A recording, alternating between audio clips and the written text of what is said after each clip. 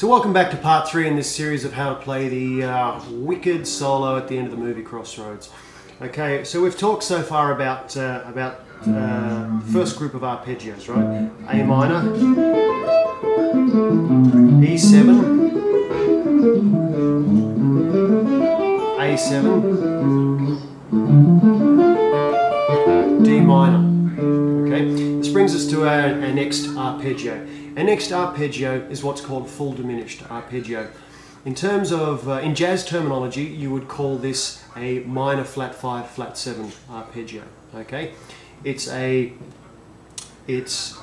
root note, a minor third, so a minor third, which is 3 frets up on the guitar. So if I start here on the 4th fret, 3 frets up is 7, 4 plus 3 being 7, when I was at school anyway, and then it has a minor flat 5, right? It has a flat 5, sorry. That means that what would normally be the 5th note, if it were major, is actually flattened. Okay, and it has a flat 7, which means our normal, you know, like we talked about with dominant 7th, it's a whole step below a normal, we have 7ths, right? We have a major 7, which is a semitone below our root. Our root note in this case is a G sharp, right? So our normal root note would be here, the G sharp, right? A normal major 7th is a semitone below. A dominant 7th is a whole step below the root note.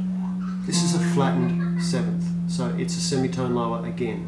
Okay, so it's actually a minor third lower than the root note. And some people will go, "Duh, I know that," right? Other people will go, "That's what that means." So this is a lesson for those who don't know, not just for those who do. So that's what it is. And when you look at this, it's really like stacking minor thirds on top of each other. We're just playing a note, going up a minor third, right, 3 frets, then playing another note up 3 frets, then playing another note up 3 frets. So you could look at it on one string like this.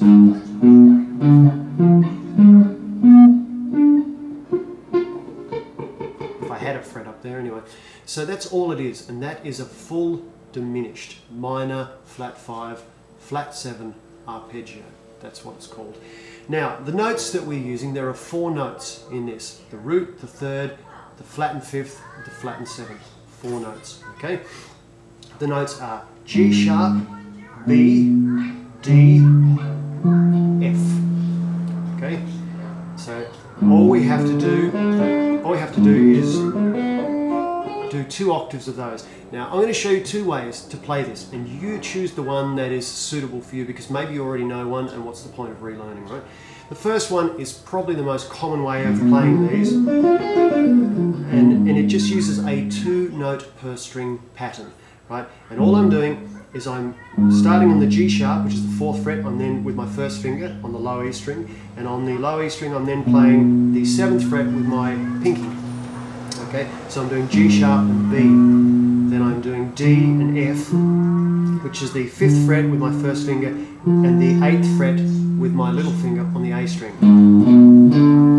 Now all I'm really doing is I'm doing exactly the same pattern as I do on this string, on the next string, but 1 fret higher. That's all I'm doing, and I continue that for the first 4 strings, for the low 4 strings. And then with my 3rd finger, I'm going to play the B, okay, the G sharp, what am I saying, on the B string. I'm getting my strings and notes backwards. So I'm going to play the G sharp on the B string with my 3rd finger. That's in the 9th fret. So I'm going to play that, and then I'm going to come back down the same arpeggio, and my last note will be the B with my little finger on the 7th fret.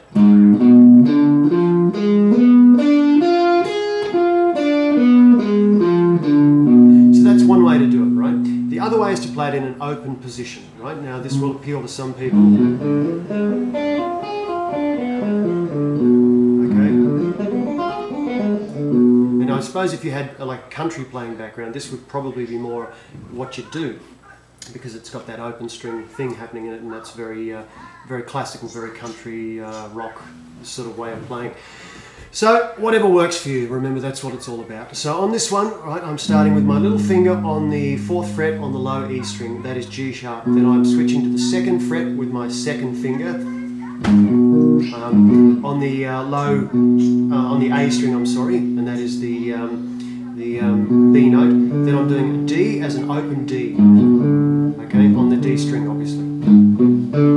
Then with my 3rd finger, I'm playing the 3rd fret, which is F, on the D string. Okay. And for my next note, I'm going to play G sharp, which is the 1st fret with my 1st finger on the G string. Right. Then open B, obviously on the B string. And then I play D with my 3rd finger on the 3rd fret of the B string. Then F is the 1st fret on the high E string with my 1st finger. Okay, and the 4th fret on the high E string with my little finger is G sharp. And then I go back down that same arpeggio. Right? So they're the two ways.